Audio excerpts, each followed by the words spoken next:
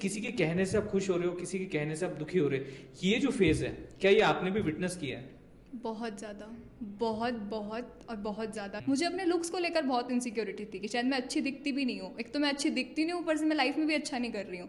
क्या बात जिस कर रहे कोर्स हैं में आप? आई जनता देखिए क्या बात कर रही है, ये तो सरासर गलत बात है ये। पेपर से एक दिन पहले मेरा गला चोक हो चुका था, मेरे हाथ लिटरली कांप रहे थे और मैं एक पॉइंट पे टेरेस पे जाके खड़ी थी, कूद के खत्म करती हूँ यहाँ से। हर बार मम्मी कहती थी कि रोते रोते जाएगी तो मरने की खबर लाएगी, तो शांत होकर पेपर देने जाया कर। ये आप मम्मी जी के पीछे पड़ गए आप। माँ भी एक होता है, आपकी माँ भी होता है। मम्मा आपने मम्मी जी की जो है बहुत तारीफ की इस पॉडकास्ट में, तो मैं सेटल डाउन कर रहा हूँ यहाँ पे।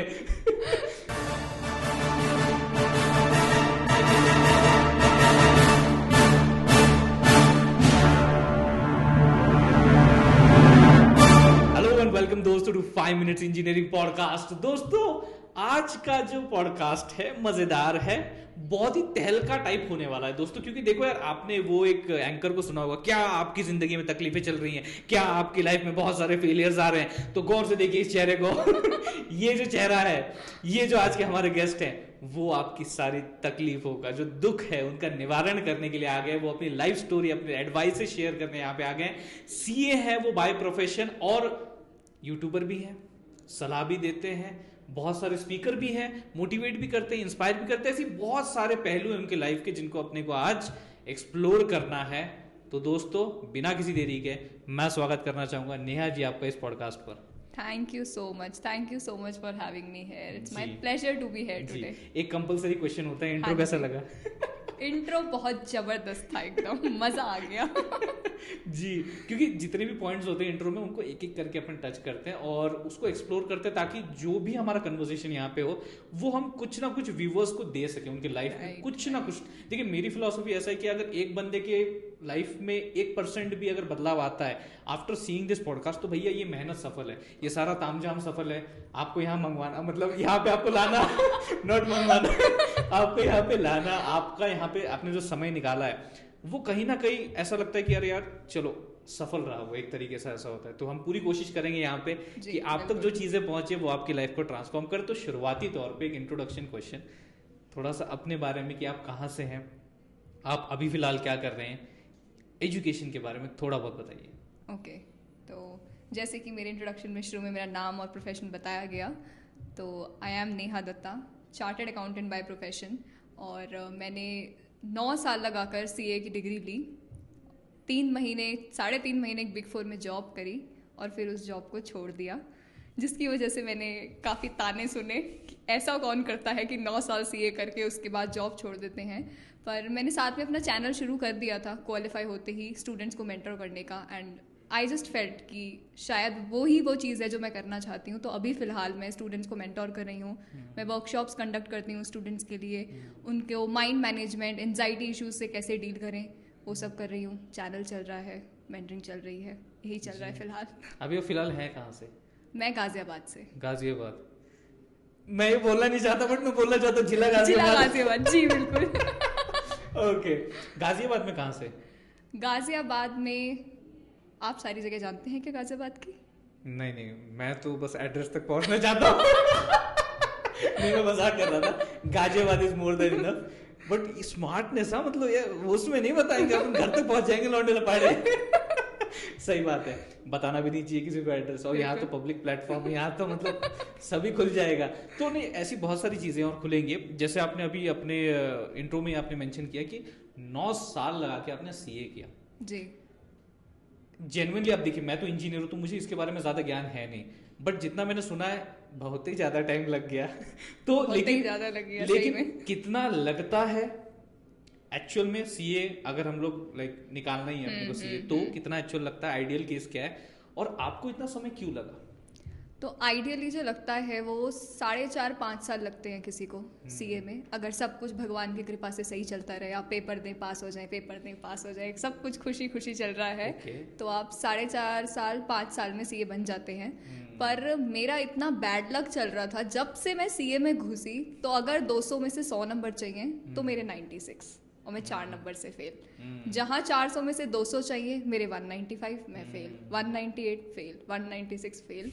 तो ये मेरा चलता रहा। तो 3 लेवल होते हैं सीए में। एक 12th के बाद ही हम देते हैं सीपीटी फाउंडेशन लेवल। तो उसमें मेरा पहले एक बार बैड लक हुआ, अटेम्प्ट दूसरा दिया, उसमें हो गया। फिर उसके बाद इंटरमीडिएट लेवल होता है, उसमें मेरे 4-5 अटेम्प्ट लग गए, वही 195 आ रहे हैं, कभी 193, 198। तो मैं बिल्कुल पास आकर रह रही हूँ। और सीए में ऐसा है कि आपको चारों सब्जेक्ट में इंडिविजुअली पास होना जरूरी है और एग्रीगेट में भी आपका 50% आना चाहिए। तो अगर आप एक भी सब्जेक्ट में फेल हुए, आइए दोबारा से आइए, फिर से दीजिए। तो वो मेरा फाइनल में भी फिर वही हुआ। तो इस लूप के चलते और फिर मैं बहुत ज़्यादा एंजाइटी और बहुत ज़्यादा पैनिक अटैक से वो सब भी गो थ्रू मैंने करा, क्योंकि एक बार जब आप फेल हो जाते हैं तो आपका कॉन्फिडेंस गिरता जाता है। तो फिर एक बार आप उस लूप में फंस जाते हैं तो फिर खुद को निकालना मुश्किल होता है। तो उसी में मैं फंसती गई। तो वो 9 साल का टाइम लग गया कि पीछे मुड़ के आपने देखा 9 साल निकल गए। 9 साल निकल गए। 9 साल मतलब मैं अगर अपना बैचलर और मास्टर भी जोड़ दूं तो वो 6 साल होता है। मतलब जितनी मैंने अभी तक जाना है नेहा जी की ये जो आंकड़े हैं वो कुछ ऐसे रिजेंबल करते हैं जैसे कि आप सीए की धोनी है, ऐसे लाइन के पास आके आउट हो जाते हैं, रन आउट ये इतना रहता है। धोनी साहब भी हमारे इतने लाइन से रन आउट हो जाते हैं। वैसे तो बहुत फास्ट रनर है, वैसे आप भी फास्ट रनर है, आपने कभी गिव अप नहीं किया। यार क्या मिल रहा है यार, ये आपने कभी ये एनालॉजी कभी देखी थी? नहीं ये नया है। ये एक्चुअल में हो रहा है कि इतने कम मार्जिन पे आके जो है आप हो जाता था आपका काम या फिर नहीं हो पाता था। ये आपका काम नहीं हो पाता था। तो मैं जानना चाहूंगा, every time used to fail, okay, घर वाले जो थे आपके रिलेटिव्स नहीं, मैं जो आपके बहुत ही ज्यादा करीब आपके माँ बाप जो रहते हैं वो कैसे आपको सपोर्ट या रिएक्ट करते थे इस मामले में? तो पहली बार जब रिजल्ट आया, मैं पहली बार जब फेल हुई थी, तो मैं हमेशा से एवरेज टाइप की स्टूडेंट हूँ। क्रिएटिविटी वाले जो बच्चे होते हैं ना कि स्पोर्ट्स में भी रहेंगे, डिबेट बोलेंगे, डांस करेंगे, सिंगिंग करेंगे, आर्ट कंपटीशन, अगर आप म्यूजिकल चेयर को स्पोर्ट्स मानते हैं तो वो भी, और पढ़ाई में भी म्यूजिक ओके, नहीं मैं किसी चीज का मजाक नहीं उड़ा रहा हूँ, बट ठीक है बोलिए। तो नहीं, पढ़ाई में भी ठीक थी, मतलब एवरेज 80-85% वाले जो बच्चे होते हैं वो वाली बच्ची थी मैं। कितनी? 80-85 को ही एवरेज बोल रहे हैं? एवरेज ही तो होता है, इतने में 2 लोग पास होते हैं। नहीं मतलब मम्मी पापा की ख्वाहिश के हिसाब से वो होता है ना कि बेटा 90-95 मैगजीन में तुम्हारी फोटो आनी चाहिए। मम्मी पापा को तो 100 भी कम पड़ते हैं। हाँ ये बात तो सही है, I agree to this point. तो उनका ये तब तक ये था कि चलो 80-85 तो आ रहे हैं, ठीक चल रहा है। फिर 12th में फिर मुझे 12th से ही ना एंजाइटी बहुत ज़्यादा होने लगी कि 12th है, सब ऐसे हवा बनाते हैं 12th है। तो उस एंजाइटी में मैंने सारे पेपर दिए और मेरे 60% मार्क्स आए। अब मुझे पता था कि ऐसे नंबर से तो क्या ही होगा, तो मैं सीए में आ गई थी उसके बाद। अब जब पहली बार मैं फेल हुई सीए में आके, 12th तक चल तो रहा था, पास तो हो ही रही थी, एवरेज भी थी अगर, तो पहली बार जब फेल हुई तो मैंने तो रोना धोना मचा के भाई घर सर पे उठा लिया कि मैं फेल कैसे हो गई। पेरेंट्स ने मुझे बहुत सपोर्ट करा, कोई बात नहीं दोबारा दे दियो, ऐसे ही उन्होंने फिर भी सपोर्ट करा जब इंटरमीडिएट में भी हो गई। पर 1-2 बार तक तो आपको सपोर्ट करते हैं सब, बट अब 2 बार हो गया बेटा, क्या कर रही हो तुम ऐसा, जो सब पास हो रहे हैं तुम पास नहीं हो रही हो। तो फिर रिलेटिव्स तो ऐसे हैं कि कर दो ना, शादी कर दो, नहीं हो रहा होगा ना उससे, नहीं कर पा रही होगी, देख लो डांस वांस सिखा लेगी कहीं पर, कुछ जॉब कर लेगी कहीं पर। तो फिर थोड़ा पेरेंट्स का होने लगा कि भाई देखो क्या कर रहे, मतलब डायरेक्टली नहीं बोला मुझे कभी कि छोड़ दे, पर वो इनडायरेक्टली हो जाता है ना कि थोड़ा विश्वास डगमगा जाता है कि होगा नहीं होगा, डेली रूटीन की आदतों में या बातचीत में। हाँ वो ना, मतलब जैसे हर बात में वो पेरेंट्स बीच में ले आते हैं ना फिर, ये तो कर ले पहले, ये तो कर ले पहले, पढ़ाई पढ़ती नहीं है ना तभी पास नहीं हो रही होगी। आपको बड़े आसान शब्दों में बोलते होंगे, लौंडे लपाड़ी को कैसे बोलते हैं अगर एजुकेशन होने के बाद अगर घर पे है, हाँ बेटा बाप की मुफ्त की रोटियां तोड़ रहा है, तोड़, ये थोड़ा सा सख्त लैंग्वेज होती है। बट आपका क्या होता था, कैसे होता था, मतलब ये तो उनका कि वैसे कुछ नहीं कह रहे हैं, मतलब जिस दिन में रिजल्ट आया, मतलब मैंने इतना रोना धोना मचा रखा है तो कोई सामने से क्या हिम्मत करेगा कि मुझे डांट ले। ये आपकी स्ट्रेटजी थी ये क्या था मतलब? नहीं मेरे को गम होता था ना, मुझे बहुत ज्यादा, गम को कम करने के लिए भाई वर्ड प्ले गम को कम करने के लिए आपने अपने आंसू बहा दिए। हाँ तो आंसू बहा दिए, घर वाले पहले ही देख रहे हैं भाई शांत बैठी है, रो रही है, तो तब कुछ नहीं कहते थे उस दिन, कुछ नहीं, एक दो दिन मैं भी ऐसे कि नहीं अगली बार देखना मैं पक्का पास हो जाऊंगी।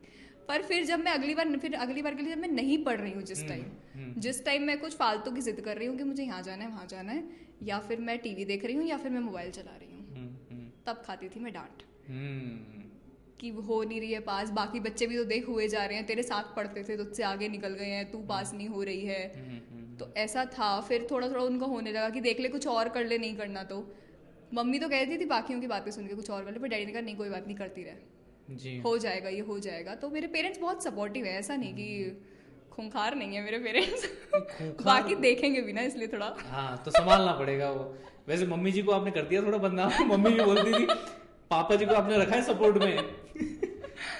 थोड़ा वो भी बैलेंस कर दीजिए। बैलेंस नहीं नहीं, मम्मी मेरी बहुत स्वीट है, मतलब मम्मी मेरी मेंटोर है। वो जो मैं अब बच्चों की मेंटोर बन पा रही हूँ ना, तो मम्मी मेरी मेंटोर है हमेशा से। हो गया बैलेंस। बैलेंस हो गया मम्मी, ठीक है बैलेंस हो गया।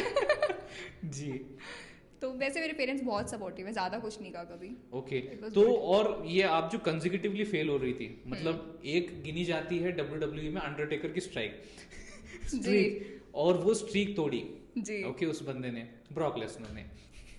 तो आपकी स्ट्रीक किसने तोड़ी, या फिर क्या रीजन था आपको ऐसा लगा यार कि अब जाके कहीं मैं पास हुई हूँ? वो जो एक लास्ट अटेम्प्ट था आपका, तो उसमें ऐसा क्या लगता है आपने ऐसा क्या लगा दिया अपनी तरफ से कि वो हो गया? एक तो स्ट्रैटेजी मैंने सही करी। एक तो मुझे बहुत आदत थी दूसरे लोगों की स्ट्रैटेजी सुनने की। मतलब मैंने तो भयंकर लेवल पे लोगों के इंटरव्यू देखे हैं। किसी ने मुझसे लिस्ट बनवा लो किस इंटरव्यूअर ने क्या, किस रैंक होल्डर ने क्या बोला है। हाँ। मुझे पता है सारा।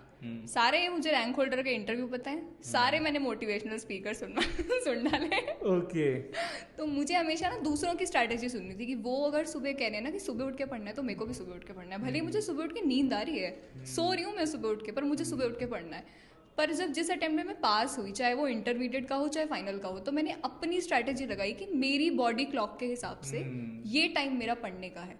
मैं नहीं बैठ सकती, 16-17 घंटे वाली बच्ची नहीं हूं मैं। तो मुझे ये कोशिश करनी है कि अगर 8-10 घंटे पढ़ रही हूँ तो उसमें अपना मैं बेस्ट लगाऊं। बिल्कुल। सारा सिलेबस नहीं पढ़ सकती तो मैं 80% पढूं, पर उसको बहुत अच्छे से पढूं और उसको बहुत अच्छे से अपनी स्ट्रेंथ वीकनेस देखकर उसी पे खेलूं मैं। तो ये चीज स्ट्रैटेजीज जब मैंने खुद को समझा बेटर, उसका असर फिर मेरी परफॉर्मेंस में दिखा। जब मैंने बाहर का शोर बंद करके अपना जब सुनना शुरू करा, पहली चीज। और दूसरा अपने माइंडसेट का थोड़ा कि नहीं होगा नहीं होगा। हर बार मम्मी कहती थी कि रोते रोते जाएगी तो मरने की खबर लाएगी, तो शांत होकर पेपर देने जाया कर। या मम्मी जी के पीछे पड़ गए आप। तो फिर मैंने नेक्स्ट टाइम की शांत होकर एग्जाम दूंगी, थोड़ा खुशी खुशी। पेपर ही तो है ना, कोई जाके वहाँ खा थोड़ी जाएगा मुझे। शांति से जाओ, पेपर लिख कर आएंगे, जो होगा हो जाएगा। तो मैंने अपने माइंडसेट को थोड़ा कूल काम करा और खुद को समझा, अपनी स्ट्रैटेजीज बनाई customise. That worked out well for me. एक बहुत बढ़िया एंगल यहाँ पे निकल के आ रहा है। हम जनरली कहते हैं कि लोगों की नहीं सुनना है हमें। अब वो लोग वो होते हैं जो जनरल पब्लिक है, ओके, जो अपने डोमेन से लेना देना नहीं उनका। वो शर्मा जी का लौंडा इंजीनियरिंग कर रहा है, आपको बोल रहा है यार तो सीए तेरा निकल नहीं रहा है। I am not talking about that. जैसे आपने कहा कि सीए जो बन चुके हैं उनके इंटरव्यूज में देखती थी, जो मोटिवेशनल स्पीकर्स हैं जिन्होंने अपने लाइफ में कुछ किया है, वो जब एडवाइस दे रहे थे, राइट, वो भी आपके काम नहीं आ रही थी। वो इसलिए क्योंकि मैंने अगर किसी की भी एडवाइस सुनी, अब वो उन पे काम करी, अब वो एज इट इज मुझ पे काम नहीं कर सकती है। आपको कुछ कस्टमाइज चेंजेस मुझे करने पड़ेंगे ना। अब उन्होंने बोला कि इतने घंटे पढ़ना है। हर इंसान का दिमाग सेम लेवल का नहीं है। किसी को हो सकता है चीज बहुत जल्दी समझ आ जाती है, किसी का कोई प्रैक्टिकल में बहुत अच्छा होता है, कोई थ्योरी में बहुत अच्छा होता है। मैं प्रैक्टिकल सब्जेक्ट में अच्छी नहीं थी, पर मैं किसी रैंक होल्डर को देख रही हूँ, वो प्रैक्टिकल में उसके 90 मार्क्स आए हैं। अब मैं दिन रात भी लगा लूंगी ना तो मेरे 90 नहीं आएंगे, क्योंकि मैं थ्योरी अच्छे से पढ़ पाती हूँ। तो मुझे उनका सुन के, उनकी स्ट्रैटेजी समझ के, कस्टमाइज करके खुद पे लगाना पड़ेगा, तब वो मेरे लिए काम करेगी। मैं कॉपी पेस्ट नहीं कर सकती यहाँ पे। बिल्कुल सही बात है। मतलब ये जब आप मुझे बता रही थी तो एक जो पुराने जमाने में एक्चुअल में अप्लाई किया जाता था कि ऐसा नहीं था यार कि सबको युद्ध में सेम तलवारें दी जाती थी। राइट। क्योंकि देखिए, अगर आप भीम की तलवार अगर किसी और को दे दो तो बोलेगा भाई ये उठेगी कैसे, ये नहीं उठ रही मेरे से। सही बात है ना। अगर भीम को अगर किसी और की तलवार दे दो तो भीम जी तो फिर उसको ऐसा चलाएंगे, उनको मजा नहीं आएगा वो तलवार चलाने में, युद्ध करने में। तो वही यहाँ पे होता है कि हर एक के लिए हर एक योद्धा है ऑब्वियसली अपने लाइफ में। माँ भी एक योद्धा है, आपकी माँ भी योद्धा है। आपने मम्मी जी की जो है बहुत तारीफ की इस पॉडकास्ट में, तो मैं सेटल डाउन कर रहा हूँ यहाँ पे। तो ये एक चीज हो गई। तो वही कहने वाली बात है, सभी अपनी लाइफ में अपनी ही योद्धा है। तो अपनी जो तलवार है, जो भी युद्ध है, जैसे आपने सीए का लड़ा, हमने इंजीनियरिंग का लड़ा, तो जो है वो अपनी अपनी तलवारें जो है वो अपने हिसाब से कस्टमाइज। और ये बहुत सही बात है, सुनिए सबकी और करिए अपने हिसाब से। That's what I think is going to help you in that. अब लेकिन जो ये आपका सीए का सफर है, आपने कई जगह पे डिस्कस किया है जी, बताया, बट ये जो 9 साल थे जिन्होंने आपको बहुत पीड़ा दी है जी, उन सालों में कुछ ऐसी बातें जो आप शेयर करना चाहेंगी? लाइक बेसिकली मैं पहले तो थोड़ा सा नेगेटिव साइड पे जाते हैं, then will go on to the some positives. Obviously अगर आप टोटल नेगेटिव साइड्स में होते तो आप 9 साल सर्वाइव ही नहीं कर पाते। बहुत सारी चीजें होंगी। नेगेटिव्स की मैं बारे में जानना चाहूंगी, what were the things that you are going through inside yourself, कि क्या हो रहा था, क्या मेंटल कोलैप्स हो रहे थे आपके इन 9 सालों के दौरान, और आपने कैसे उसको हैंडल किया? वो जो एक फ्रेज मैंने समझा इस टाइम में, खुद में अपना दम घुटना। पहले हम कभी सुनते थे तो लगता था कि ये कितनी किताबी सी बात है कि खुद में खुद का दम कहाँ घुटता है। पर जब आपके अंदर का जो एक डेविल वाला माइंड है और जो पेसिमिस्टिक वाला माइंड है, जब वो हावी हो जाए कि आपने 2-3 बार कुछ चीज करी, वो नहीं हुई, अब अंदर से ना एक वो पेसिमिज्म वाली आवाज ना वो बहुत ज्यादा हो चुकी है। अब आप वो कोशिश ही नहीं करें, आपका डर अब आप पे हावी हो चुका है। आप कितना भी कोशिश करो। तो मैं हमेशा एग्जाम आते थे ना तो मेरे ऐसे हाथ पैर कांपते थे। मैंने जब लास्ट में अब जिस अटेम्प्ट में पास भी हुई हूँ, उसमें मैंने जब एग्जाम दिया था पेपर से एक दिन पहले मेरा गला चोक हो चुका था, मेरे हाथ लिटरली कांप रहे थे और मैं एक पॉइंट पे टेरेस पे जाके खड़ी थी, कूद के खत्म करती हूँ यहाँ से। अब क्योंकि अब भी फेल हो गई तो इतने सारे अटेम्प्ट हो गए हैं, अब और क्या करूंगी इसके बाद में। तो वो डर आपका जब आप पे हावी हो जाता है ना तो आप एक कदम नहीं चल पाते बिल्कुल। तो वो वाला पूरा मैंने इसमें फेस करा है और खुद में खुद का दम घुट रहा है कि मैंने मम्मी को भी एक दिन समझाया था कि मैं किसी को बता नहीं सकती। बस मुझे ऐसा लगता है जैसे जैसे एग्जाम पास आते हैं ना तो मुझे लगता है एक बहुत बड़ा पहाड़ है जिसको मैं कितना भी मार लूँ ना उस पर कुछ भी कभी नहीं तोड़ पाऊंगी और कभी पार नहीं कर पाऊंगी। तो वो हमेशा मुझे एग्जाम से पहले ऐसा लगता था। मैं लाइफ के बाकी सारी चीज़ें बहुत अच्छी कर रही हूँ, चाहे मैं अदर एक्टिविटीज़ में बहुत अच्छी हूँ, पर पढ़ाई के नाम का ना वो एग्जाम से फोबिया हो गया था अंदर। और फिर जब आप लाइफ के एक एस्पेक्ट में जब अच्छा नहीं करते ना तो फिर खुद पे से खुद का विश्वास उठने लग जाता है कि I am good for nothing, मुझसे कुछ नहीं होगा।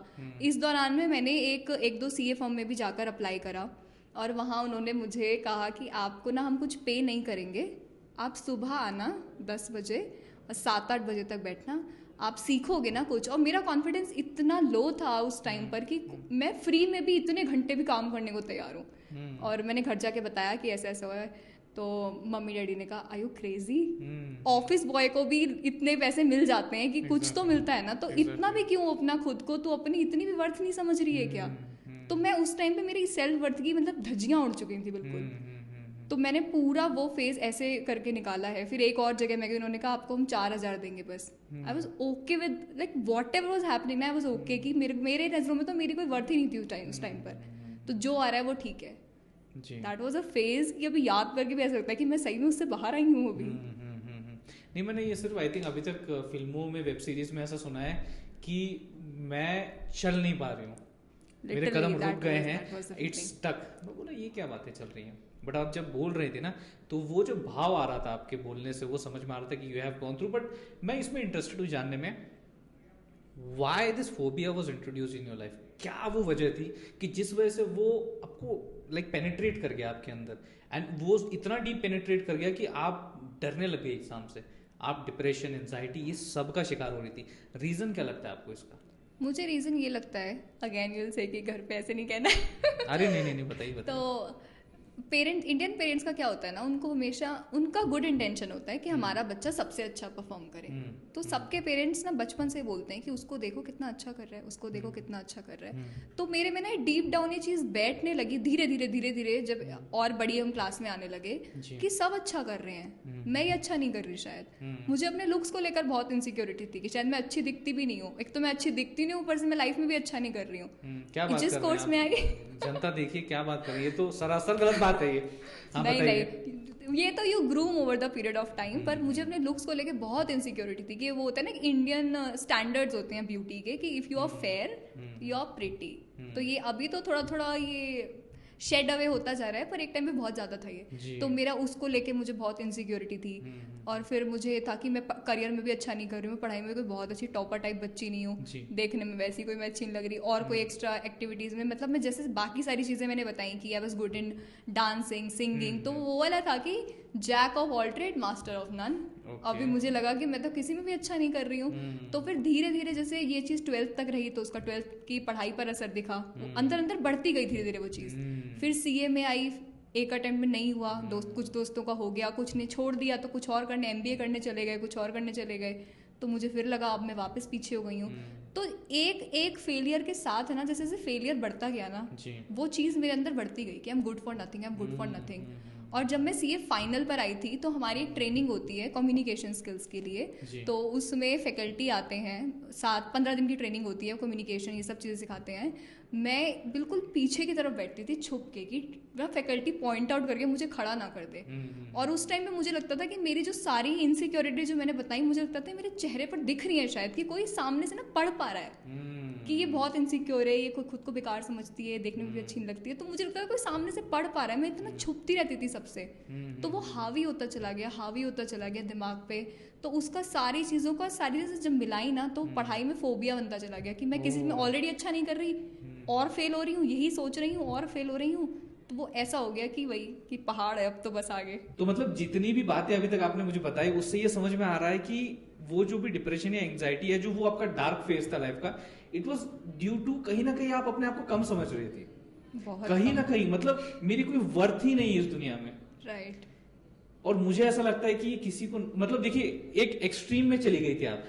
इंसान को ना अपने आप को बहुत बड़ा समझना चाहिए, वो एक एक्सट्रीम हो गई, और एकदम ही जीरो वर्थ का समझना चाहिए, वो भी एक एक्सट्रीम हो गई। तो कहीं ना कहीं ये बीच का जो रास्ता है ये बहुत मददगार साबित होता है, कहीं ना कहीं आपको डाउन टू अर्थ भी बनाए रखता है, और साथ ही साथ भाई मुझे पता है मेरी वैल्यू क्या है। अब ये जो आपने सारा डार्क फेज अपना यहाँ पे बताया, ये सारा मेंशन किया, जो दुख भरे दिन थे आपके, तो इस दुख भरे दिन में एक सहारा होता है कि आपका कोई सहारा बना, या आपके लाइफ में कोई आया। मैं रिलेशनशिप्स की बात कर रहा हूँ, क्या ऐसा कुछ हुआ, और क्या आप उस एक्सपीरियंस के बारे में जनता के साथ कुछ शेयर करना चाहेंगे?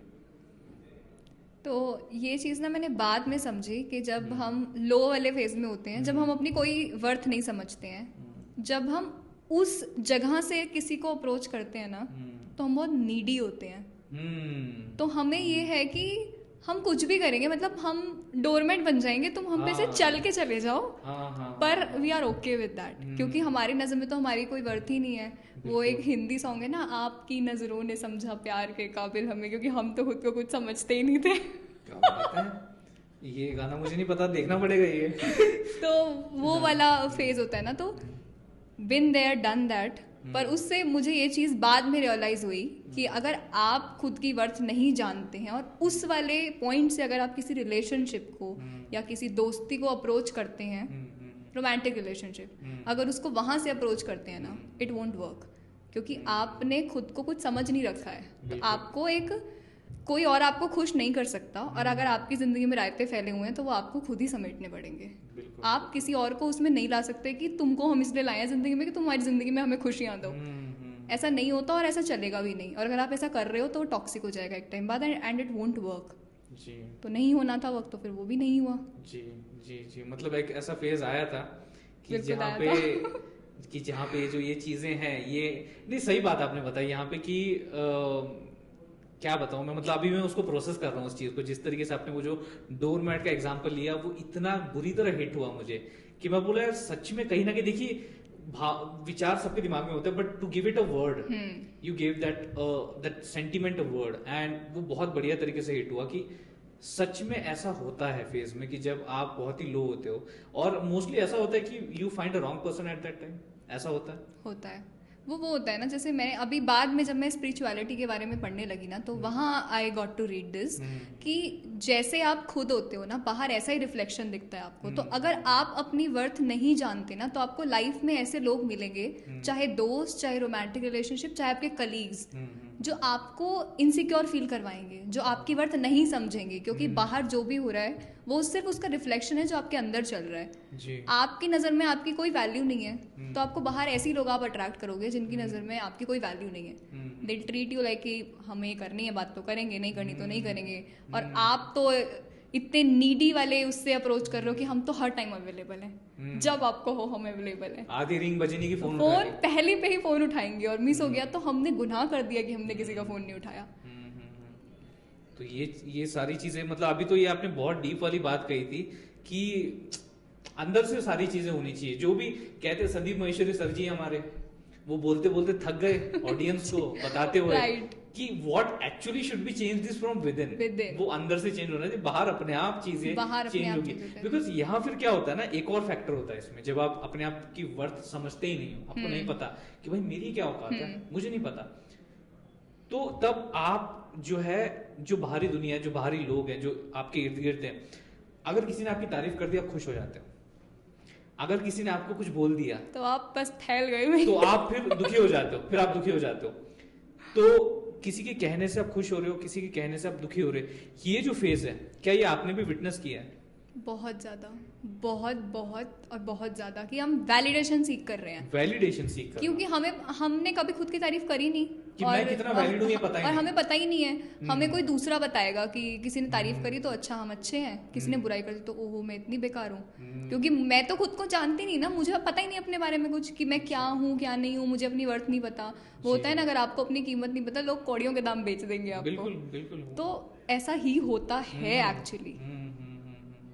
तो आपने इससे कैसे डील किया, मतलब मैं समझना चाहता हूँ। मैंने पहले तो चलता रहा ऐसे ही बहुत, मैं हमेशा सोचती थी कि शायद मेरी ही गलती है, कि मैं ही शायद सही नहीं हूँ, या मैं ही शायद बहुत टॉक्सिक इंसान हूँ, और मेरे साथ तो कोई भी, मतलब मैं हमेशा एक चीज़ कहती थी कि मेरी ना किसी से नहीं बनती है, मेरी कभी किसी से नहीं बन सकती है, मेरी कोई दोस्तियाँ भी वर्कआउट नहीं करती हैं, क्योंकि मैं बहुत ज़्यादा टॉक्सिक हूँ, या मेरे साथ कोई झेल नहीं, मेरे साथ कोई निभा नहीं सकता। ये आपको लगता था? ये मुझे लगता था ऐसा, और फिर वो होता भी वही था बाहर, बिल्कुल, क्योंकि मुझे लग रहा है ये ऐसा वही चीज़ हो जा रही है। अब एक टाइम पे मुझे ये सब ब्रेक करना था, क्योंकि बहुत ज़्यादा हो चुका है, मतलब आप इतने डोरमेट बन चुके हो कि वो आपको लग रहा है अब ज़्यादा हो रहा है, बहुत ज़्यादा हो रहा है, वो बहुत ज़्यादा हो रहा है। तो फिर एक टाइम पे मैंने खुद को सबसे अकेला कर लिया।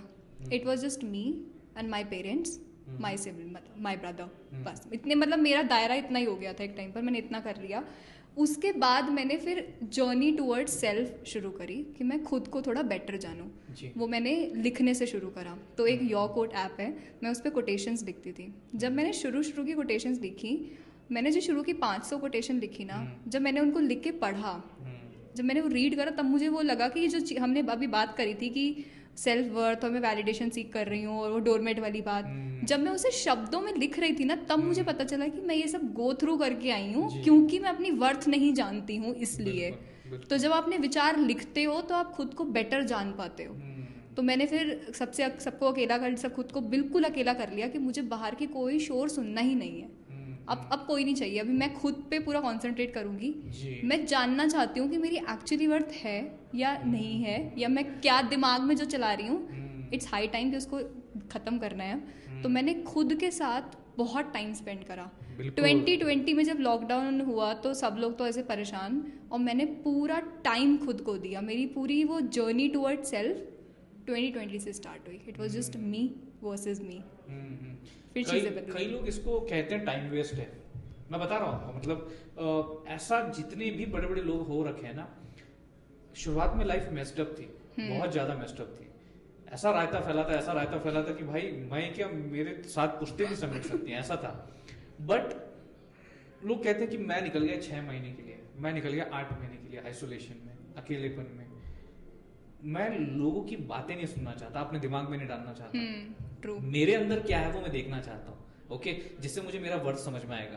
तो ये जो चीज है, जो लोग कहते हैं ये टाइम वेस्ट है, कहाँ तक आपको ये कितना सही लगता है कि ये किया जाना चाहिए सबके द्वारा, या फिर ऑन सम सिचुएशंस? ये अगर किसी को ऐसा, जो कोई एक्सट्रीम वाले में जा रहा है, या तो वो एक्सट्रीम सेल्फ ऑब्सेस्ड हो रहा है, या वो एक्सट्रीम में अपनी वर्थ कुछ नहीं समझ रहा है, इट्स हाई टाइम कि प्रेस पॉज एंड रिफ्लेक्ट। तो खुद के साथ टाइम स्पेंड करना तब बहुत ज़रूरी है। अभी मैं उस सिचुएशन से बाहर आई हूँ। अब मुझे बच्चों के जो मेल्स आते हैं, उसमें उनके साथ भी वही हो रहा है कि मैम रिलेशनशिप है, दीदी रिलेशनशिप है, और वो नहीं चल रहा है, और कोई छोड़ के चला गया, मतलब हम उसके पैरों में गिरने। Girls write these mails to me कि मैं तो उसके पैर पकड़ने को तैयार हूँ दीदी, वो नहीं रुक रहा है, और इसकी वजह से मैं पढ़ नहीं पा रही हूँ। And now I feel like क्यों बाहर जाके देखो, दुनिया में इतने लोग हैं जिनको तुम्हारी कदर होगी। तुम पहले अपनी कदर करो, लोग तुम्हारी कदर समझ जाएंगे। जो नहीं समझ रहा है, लेट देम गो। दरवाजा खोलो और जाने दो। वो दरवाजा बंद करके रखते हैं, दरवाजा बंद करके रखते हैं, जबरदस्ती बंद करके रखते हैं कि नहीं भाई नहीं। और वो जाने के लिए फिर आपको मारता है, तोड़ता है। वही ना, आप दरवाजा जबरदस्ती बंद करोगे क्योंकि किसी ने रुकना तो नहीं है ना आपके दरवाजा बंद करने से। तो वो आपको दर्द देने की कोशिश करता है, और फिर आप जब दर्द में होते हो तो फिर Neha Datta insta ID, ma'am ऐसा ऐसा हो रहा है, मैम वैसा वैसा हो रहा है, फिर जो हमारी मैडम जी हैं वो आपको बताती है। बट ये जो अभी रिलेशनशिप इतने एडवाइस जो है आप दे रही लोगों को, तो आपका ये कितनी बार फेल हुआ था? एक बार, दो बार, मतलब ये कितनी बार ऐसा like you have gone through? देखिए हमें इतना पता है कि आप सीए में कितनी बार फेल हुई है, हाँ। ये भी जरा बता दीजिए कि ये कितनी बार, मतलब ऐसा फेलियर क्या, मतलब कितनी बार देखने को मिला है? तो मतलब इतना इंटेंस वाला मेरा नहीं था कि मैं बहुत ही ज्यादा उसी में, जैसे अभी जो मुझे मेल्स आते हैं तो बच्चे बहुत ज्यादा इंटेंस उसी में लगे हुए हैं कि मतलब कई साल से दिमाग लगाए जा रहे हैं उसमें। I give things a try if it's working out. मतलब पहले तो मैंने भी बहुत ज्यादा करा है, मतलब बिन देयर डन दैट। मैं बच्चे मुझे कहते हैं कि आप ना दीदी एकदम रिलेटेबल कंटेंट बनाते हो। जो अपने पैर घिसड़ घिसड़ घिसड़ घिसड़ के इतनी दूर से आया है उसको सारा पता है कहाँ गड्ढे हैं, कहाँ हमारे पैर पे लगी है, तो उसे सारा पता है ना, सारे रास्ते का पता है उसे। Exactly. तो ऐसा जो फेल वाला थोड़ा बहुत 3 बार, मतलब वही फेज में ना, जो वही वाले फेज में। जी मतलब wrong person to get over wrong person, wrong person to get over wrong person, wrong person. अरे तेरी तो press pause reflect, be a right person, then you will find a right person. Be a right person कैसे ढूंढे? First you become a right person, first you need to know yourself ना। Exactly, हाँ, कि मैं क्या हूँ। मेरी हम सबके कुछ नॉन नेगोशिएबल्स होते हैं कि ये चीज पे मैं कॉम्प्रोमाइज नहीं करूँगी, नहीं कर सकते। if you are not giving respect to my profession, exactly. if you are not giving respect to me, my opinion, my individuality, so I can't take it. ये आपको तब समझ आता है जब आप खुद को जानते हो। Exactly. आप कॉन्फिडेंट हो अपनी पर्सनालिटी को लेके कि आई ओन माई सेल्फ, कि मैं अगर इतनी बार फेल हुई तो आई ओन इट। मेरे जो चीजें पीछे वर्क नहीं करी, I own it now, I have learn something from it. जब आप खुद से के साथ कंफर्टेबल होते हो, हाँ। तो फिर आप बेटर पोजीशन से रीच कर पाते हो, किसी चीज को अप्रोच करते हो। बिल्कुल, क्योंकि इससे पहले जो था सिचुएशन जो था वो उल्टा था, आप कुछ भी करने को तैयार हो। हाँ। जैसे डोरमेट आपने बता दिया, आपके कोई रूल्स नहीं है, आपके कोई भी ऐसे पैरामीटर्स नहीं है, कुछ भी हमारी कोई बाउंड्रीज नहीं हमने बना रखी ना, तो बाउंड्रीज नहीं बनाओगे तो हर कोई आके आप ही के उसमें कचरा डालेगा कि आप बाउंड्रीज नहीं है। तो बिल्कुल बिल्कुल बाउंड्रीज बनाओ। सही बात है। और ये जो अभी आपने बताया वो बाउंड्रीज थी कि बाबा ऐसा है, ऐसा है, तुमको जमता है तो जमता है तो ले लो, नहीं जमता तो तुम नहीं तो अगला आने दे रहे। तो ऐसी वाली बात है। प्रिपेयर्ड में हूँ नहीं शायद, मतलब जिसमें आप पास होने वाली थी, जिसमें मैं पास हुई हूँ, हाँ उसमें, हाँ मतलब सॉरी हुई है, होने वाली नहीं, हो के मैं पास हुई हूँ, यहाँ बैठे कंपनी में काम 3-3.5 महीना करके छोड़ के उस पे भी आने वाले हैं। तो पास हो चुकी है वो। तो मैं बिल्कुल टेरेस पे खड़ी थी, वहां पे ऐसे नीचे देख रही थी, 3 फ्लोर ऊपर खड़ी थी मैं। मैंने कहा देखो, अगर मेरे दिमाग में लिटरली थॉट था कि अगर यहाँ से कूद के नहीं मरी तो हाथ पैर टूट जाएंगे, वैसा नहीं चलना, चुपचाप जाके कल पेपर दे दे। अच्छा, पास हो जाएगी तो हो जाएगी, मुंह नक्शा वक्शा बिगड़ जाएगा फालतू में। Don't do it.